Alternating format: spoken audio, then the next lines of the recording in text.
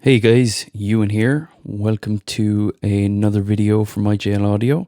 Today we're going to go through the Pro Tools 2018 features updated in their new release. So obviously it's kind of fun. It's obviously not Pro Tools 13 and we've gotten rid of that naming system. I don't think I'll lament it. Sounds pretty cool. I can't wait for Pro Tools 2020. Interesting. So let's get straight into it. One of the first features I was very interested in was the track presets that have been introduced. So if I come over here to one of our tracks and I can right click on it, and you can see now we have a new window called Save and Recall. A new option, recall track presets. So you can obviously, just like your plugin presets and stuff like that, add folders and things. So I'll show you how to do that now.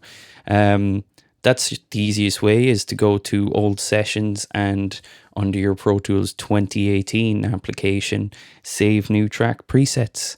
And you can recall them right there on new tracks. So let's get into a workspace window. I'll bring that up now and I'll have to drag it up to you.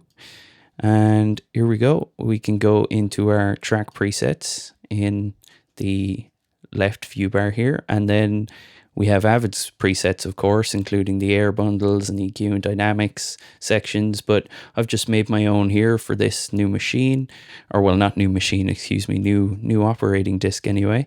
And I've just started with my master bus. You can see these setups here. So when you're adding them, and I'll show you this in a second, but you can also add tags to make it easier to search for everything. So you can see, just for the sake of it, I've added some vintage tape to these buses, and I've called them bass master, which I always refer to the masters as effects master, strings master, etc. And I have them tagged as stereo auxes as well, which is kind of handy. So we'll go through that now, but that's how you would get to the track presets, to arrange them, rename them, organize them into folders, whatever else you want to do.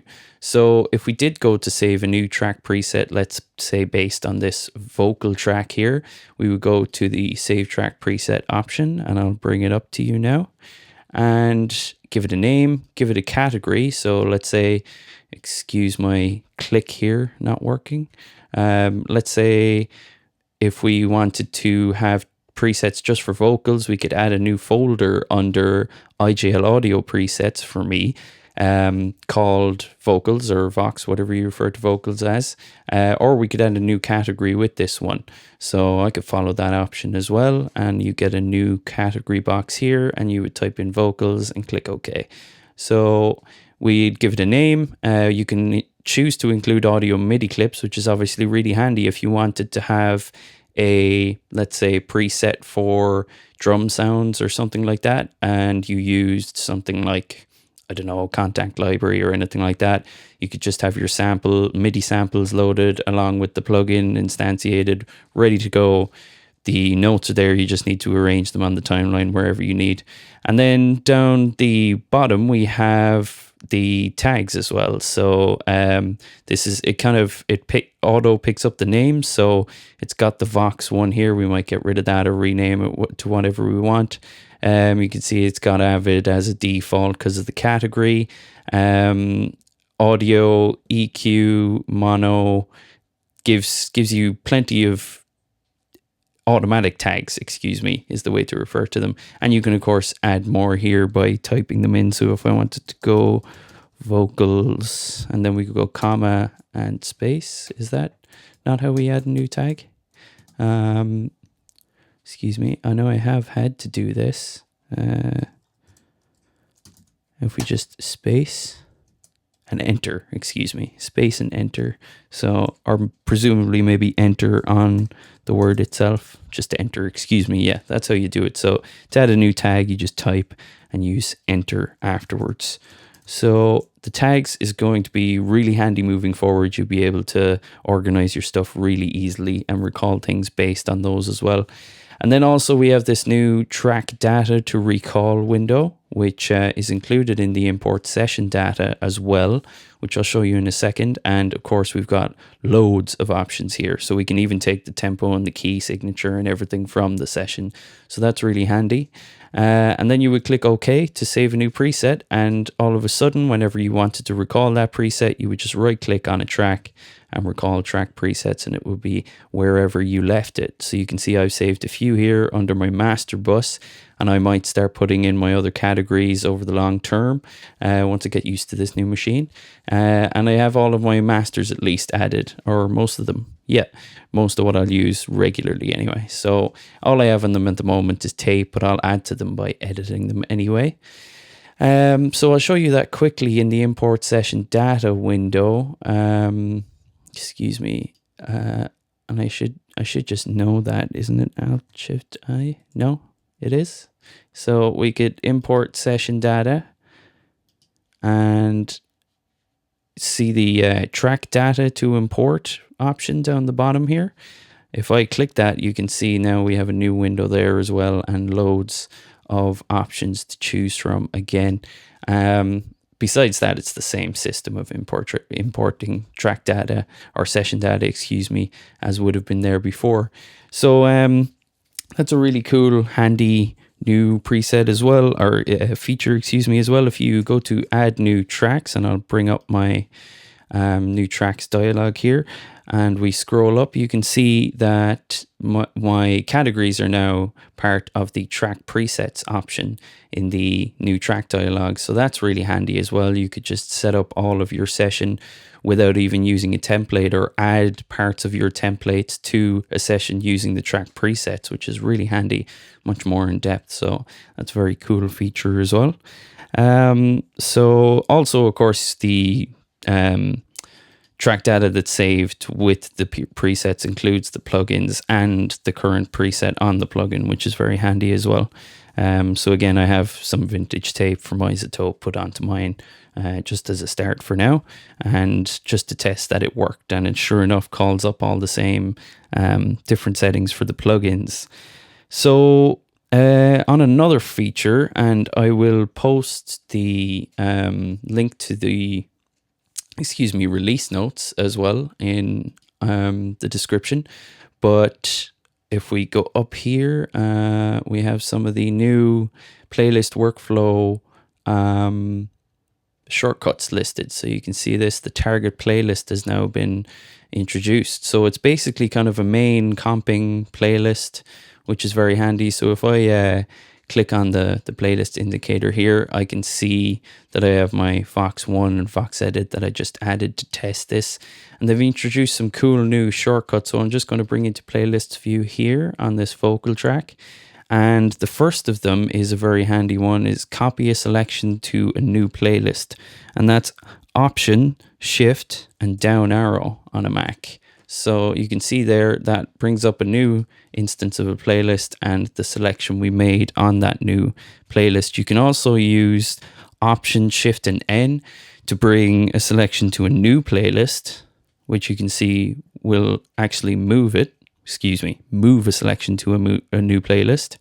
And designating the target playlist is Command, Shift, and right arrow. So you could, if you had made a new playlist, you could use Command, Shift, and right arrow to designate it as the target playlist, or simply click this and you'll see that then Vox 101.01 is our target playlist now.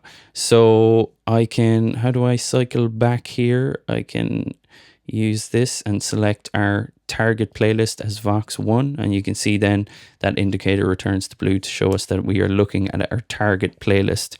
There's some interesting new additions to the playlist workflow in other directions as well. So if I bring the same clip in here, it doesn't matter, it's all in the one.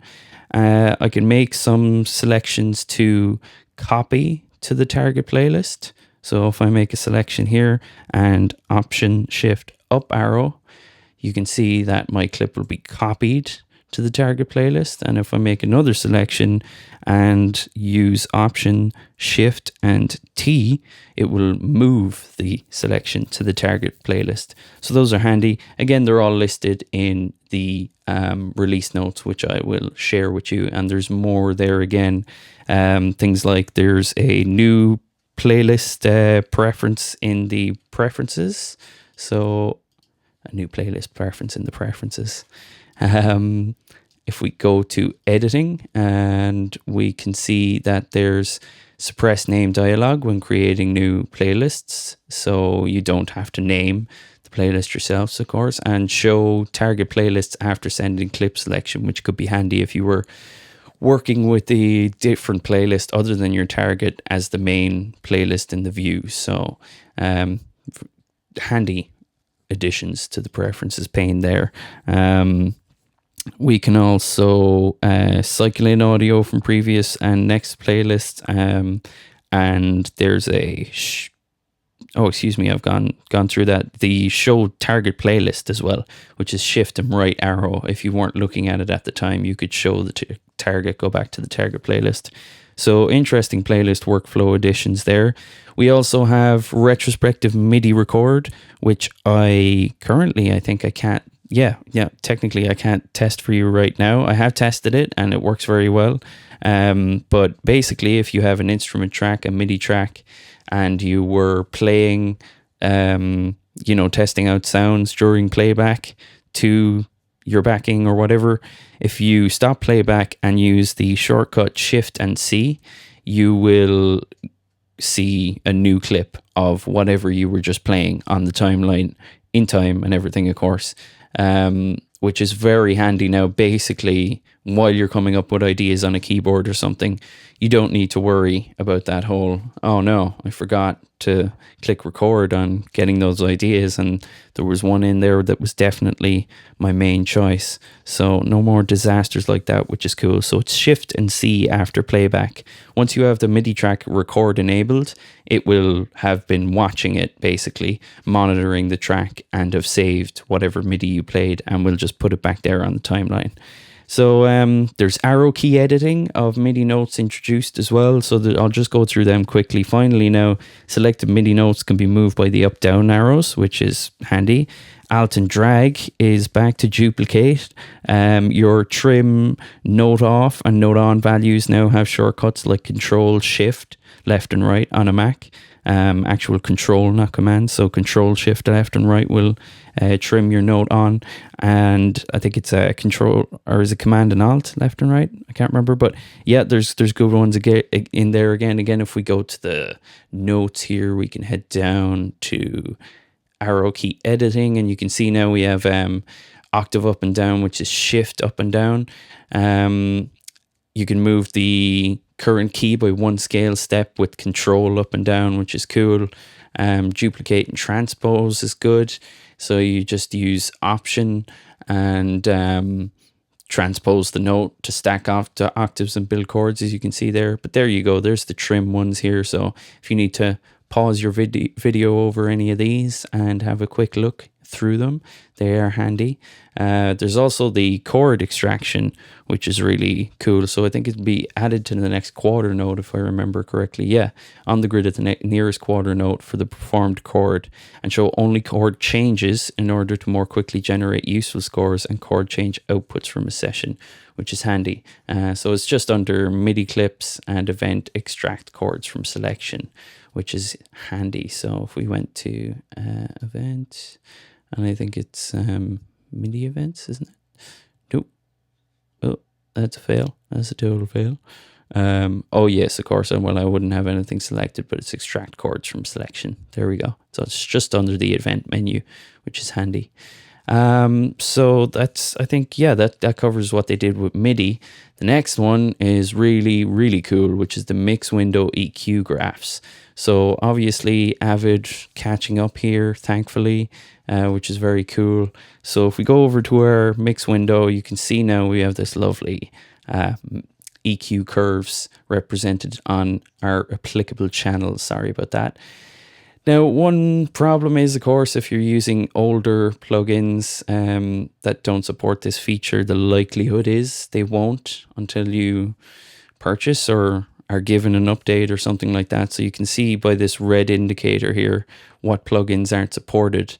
But besides that, if you have supported plugins, especially if you would all use the stock plugins from Pro Tools, then this is a very handy feature. And although I use other EQs that won't be supported, I was happy to see at least that I'll be able to see what tracks I have low passed and cleaned up and things like that, because I tend to do that with the stock plugins, and I may even print those changes sometimes. But while I'm doing it, at least I will see those small intricate changes that I've made with the stock EQ before more in-depth mixing.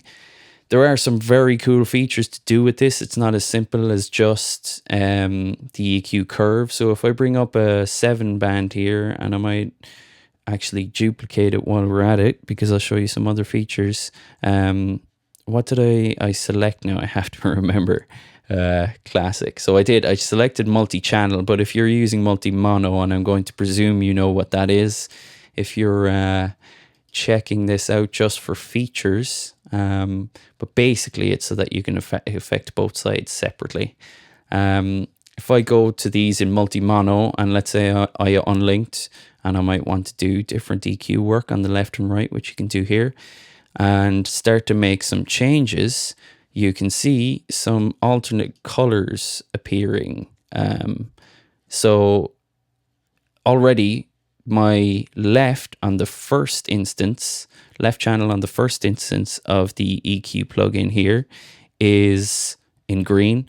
The right is in blue. And if I make some changes here with the second EQ, you can see, and I must unlink them, so they should become a different color on both channels. Now, there we go. So obviously the left is pink and the right is orange. So if you do work with multi-mono, which I would do on, for example here, quite a lot, overheads and things like that to separate out with EQ and all that kind of stuff, then this is going to be very handy. Because I tend to use the stock ones a lot for that, because I'm going to be making loads of changes, or I might be doing it in a couple of places in the signal path. So it's very much less CPU intensive to use the stock Pro Tools plugins than some of the other ones I own.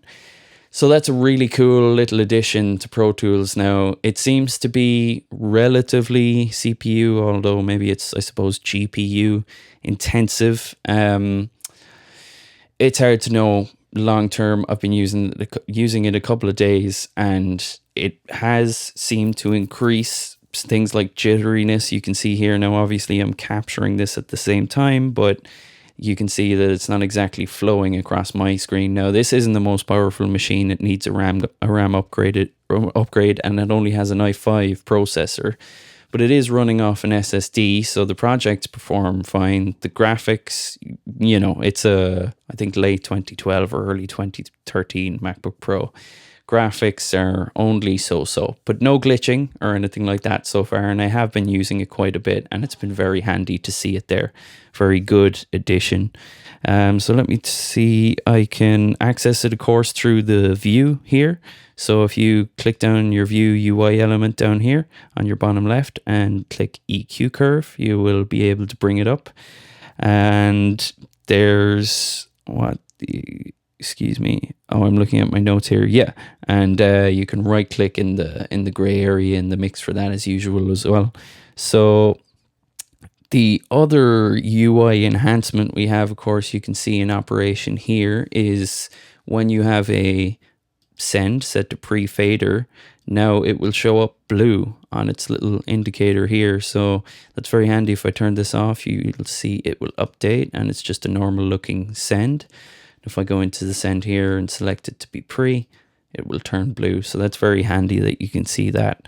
I've gone through the new track data window, which is handy again, that those windows are going to become very similar in looking at them. So if I clicked a new session and I was importing some session data and I chose new data to import down here, you can see that we have so much now to choose from when we're importing the tracks.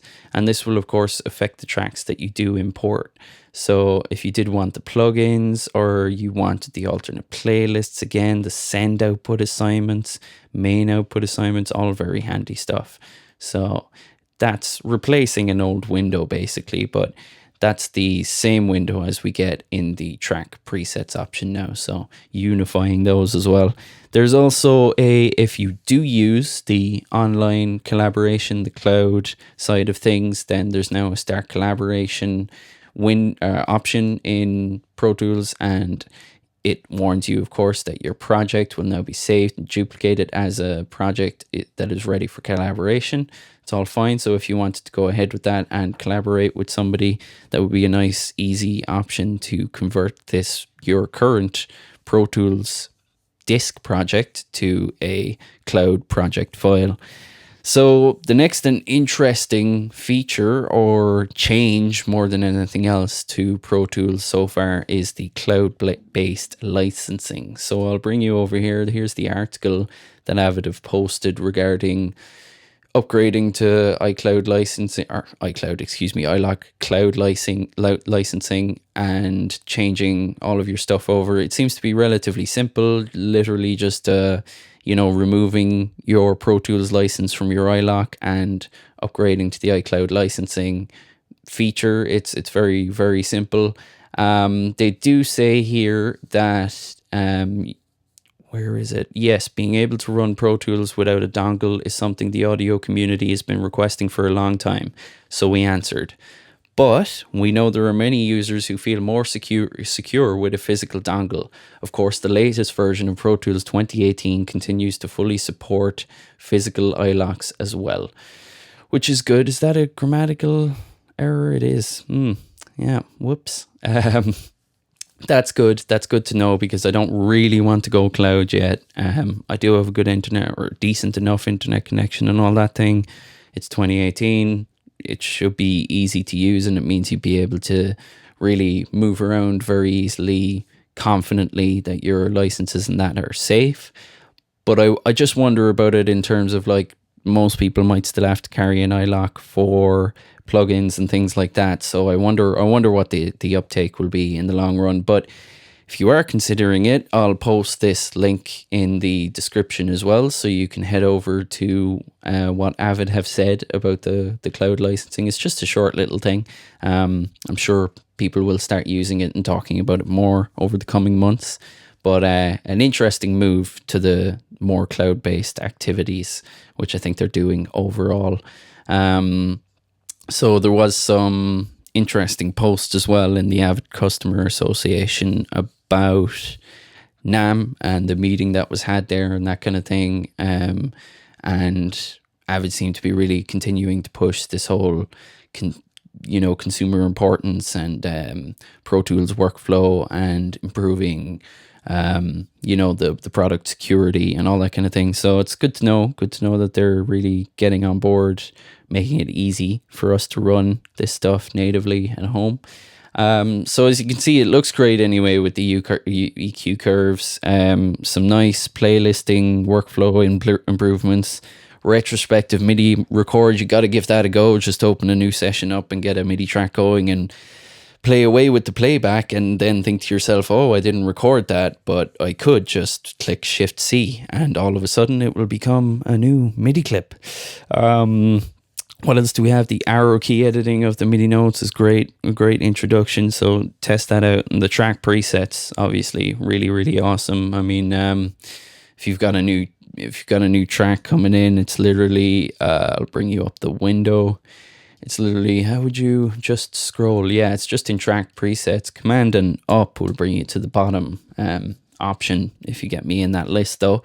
And once you have more folders or whatever, you'll be able to scroll through like your vocal presets and your master chain presets. All these kinds of things would be really, really, really handy for quickly creating the same workflow in every session.